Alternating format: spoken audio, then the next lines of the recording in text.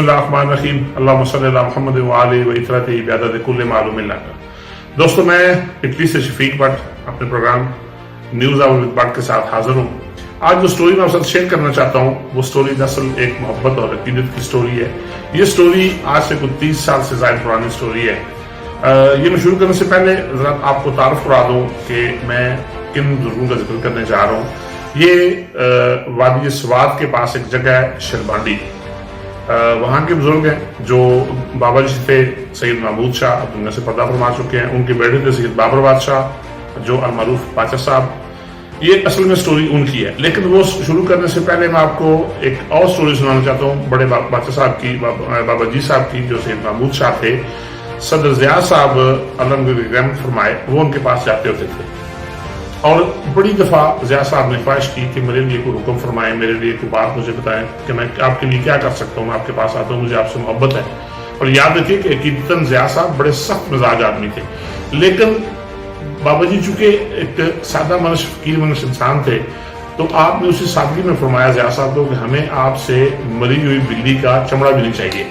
और ये चीज़ मतलब इसकी चीज़ के बहुत सारे लोग हुए।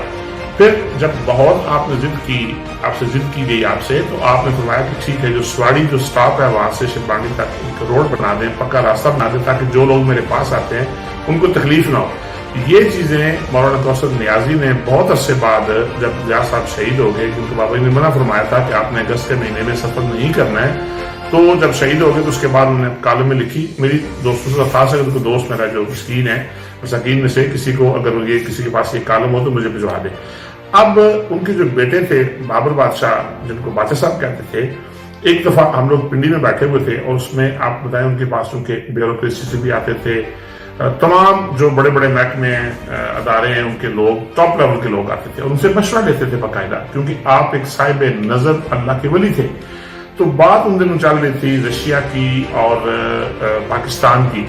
तो बादशाह साहब ने फरमाया कि रशिया जो है ना, इतनी बड़ी ताकत, इतना बड़ा ताकत का तूफान है, लेकिन ये पाकिस्तान तक पहुंचते पहुंचते इसके टुकड़े टुकड़े हो जाएंगे। जो जिस लेवल के बंदे की मैं बात कर रहा हूँ वो बहुत बड़े लेवल के बंदे थे, यानी दुनियावी लेवल के बहुत बड़े औहदेदार थे। तो बादशाह साहब ने फरमाया कि साहब आप पाकिस्तान को क्या समझते हैं। जब उन्होंने कहा कि बादशाह साहब पाकिस्तान रूस ताकत देखें आप, और ये अफगानिस्तान और पाकिस्तान, तो बादशाह साहब ने बेसाख्ता फरमाया कि साहब आप क्या समझते हैं पाकिस्तान को, तो पाकिस्तान मजाक है, ऐसा नहीं है। याद रखिएगा, बादशाह साहब ने फरमाया याद रखिएगा कि जिस जगह तक रूस पहुंचते पहुंचते अपना सारा कुछ गंवा बैठा है, चाइना जो है उस वक्त याद रखिए कि सी पैक का कम से कम मुझे नहीं पता था और बहुत सारे लोगों को, आपको भी नहीं पता होगा, 30 साल की बात, सी पैक का नाम नहीं था। बादशाह साहब ने फरमाया कि चाइना वहां तक बड़ी आसानी से पहुंच जाएगा। और इंडिया, जो आपको इंडिया की आप बात कर रहे हैं, उससे पहले ये बात हो चुकी थी शायद इंडिया की, फरमाया जिस इंडिया की आप बात कर रहे हैं, इंडिया को पाकिस्तान के अलावा पड़ोसियों से भी जूते पड़ेंगे, घर से भी जूते पड़ेंगे।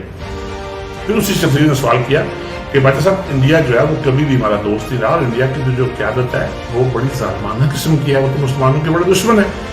भाई साहब ने एक बात फरमाई जो मेरी, जिस वजह से मैं ये वीडियो बना रहा हूँ, भाई साहब ने फरमाया कि अभी ये जो आप देख रहे हैं तो कुछ भी नहीं, वो वक्त शायद मैं ना देखूं, साहबा आप भी ना देखें, लेकिन वो जो उस वक्त का हुक्मरान होगा आने वाले वक्तों में, वो इंतहाई जालिम बल्कि कसाई होगा। और याद रखिए कि कसाई कहा गया है गुजरात का, वो कसाई होगा। लेकिन आपने फरमाया भाई साहब ने कि ये उसको जूते घर से भी पड़ेंगे, मुल्क से भी जूते पड़ेंगे, पड़ोसी से भी जूते पड़ेंगे। यकीन कीजिए, मैं एक दिन पहले जब ये वाकये पूरे वाकयात मैंने जहन मेरे में आए, सोते सोते ऐसे लेटा हुआ था, पूरी फिल्म मेरे सामने चल गई थी। ये तो बादशाह साहब बहुत असर पहले फरमा चुके हैं। फिर मैंने सुल्तान आलम साहब से इस चीज़ की इजाज़त चाहिए और मैंने उसकी कि अगर आप इजाज़त दें तो मैं ये दोस्तों के साथ शेयर करूँ। दोस्तों, ये वो चीज़ें हैं कि जो आज आपके सामने है। चाइना जूते मार रहा है इंडिया को, नेपाल जूते मार रहा है, भूटान वाले उसको आंखें दिखा रहे हैं, घर से जूते पड़ रहे हैं। आज उसका वही मीडिया जो उसके हक में बोलता था, आज वही मीडिया उसको कह रहा है, एंकर्स भी कह रहे हैं, एक्स जो उसके जनरल्स हैं, जो आर्मी ऑफिसर्स हैं, वो कह रहे हैं। ये सब सूरत हाल है। ये आपके साथ दोस्त ला करने का मकसद नुमाइश नहीं था, मकसद सिर्फ इतना था कि ये अल्लाह के वली की जो 30 साल से जायद जो बात थी, आज वो पूरी हुई है। मैं कोशिश करूंगा जितने वाकयात मेरे सीने में महफूज हैं, मैंने इजाजत ले ली सुल्तान आलम साहब से, मैं आपके साथ वक्त शेयर करता रहूंगा। फिर मैं जो अर्ज कर दूँ, किसी दोस्त के पास वो कॉलम है मौलाना कौसर नियाजी वाला, वो मुझे जरूर आप फॉरवर्ड करें ताकि मैं दोस्तों को अपने यहाँ दोस्त उनको दिखा सकूँ।